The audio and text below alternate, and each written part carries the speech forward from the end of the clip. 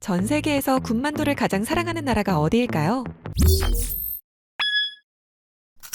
아마 열의 9은 일본을 떠올리실 겁니다. 일본인들의 식탁에서 야키교자는 라멘과 함께 빠질 수 없는 영혼의 단짝이죠. 그런데 이 일본의 교자 시장, 사실 외국 기업이 비집고 들어가기엔 숨이 막힐 정도로 견고합니다.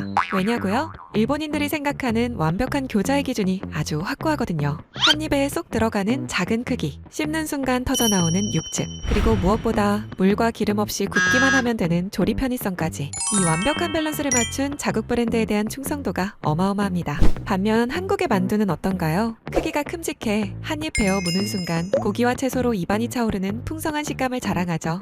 하지만 굽거나 찔 때 손이 꽤 많이 가는 편입니다. 아무리 대한민국 1등 비비고 만두라도 교자의 나라에서는 왠지 모를 장벽이 느껴지는데요. 오랜 고민 끝에 하나의 결론을 내립니다. 일본 교자와 한국 만두의 장점을 완벽하게 합치자. 그렇게 일본 시장만을 겨냥한 궁극의 하이브리드 비비고 만두 교자 개발 프로젝트를 시작했습니다. 목표는 명확했습니다. 한국 만두의 묵직함과 쫄깃한 피는 그대로 살리되 일본 교자의 바삭한 날개와 간편한 조리법, 풍부한 육즙을 모두 구현해내는 것.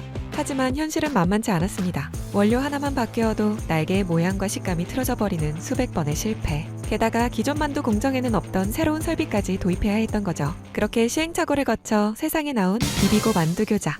그 위력은 최근 일본에서 열린 케이콘에서 생생하게 증명됐습니다. 와! 만두 교자를 맛보려는 방문객들의 끝없는 대기줄 좀 보세요. 깐깐한 일본 소비자들의 입에서 맛있다, 조리가 너무 편할 것 같다는 극찬이 쏟아졌죠.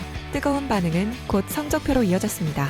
비비고 만두 교자의 출시 첫 달 매출은 기존 비비고 만두 첫 달 매출보다 5배나 많았습니다. 그뿐인가요? 취급 점포수 확대 속도도 3배 이상 훅 늘면서 그 뚫기 힘들다던 일본 슈퍼마켓의 핵심 자리를 당당히 꿰찼습니다. 일본 인기 방송인 카노웨이코를 앞세운 친근한 마케팅도 브랜드 문턱을 낮추는데 크게 한몫했죠. 이런 돌풍이 단순히 제품 하나 잘 만들어서 가능했던 건 아닙니다. 아주 든든한 지원군이 있었거든요. 바로 지난해 일본 치바에 세워진 만두 공장입니다. 과거처럼 한국에서 물건을 배로 나르는 게 아니라 일본 현지에서 간 만든 만두를 뽑아낼 수 있게 됐거든요. 덕분에 바삭한 날개를 만드는 기술도 과감하게 시도해볼 수 있었고, 주문이 폭주해도 막힘없이 물량을 대며 시장을 꽉 잡을 수 있었습니다.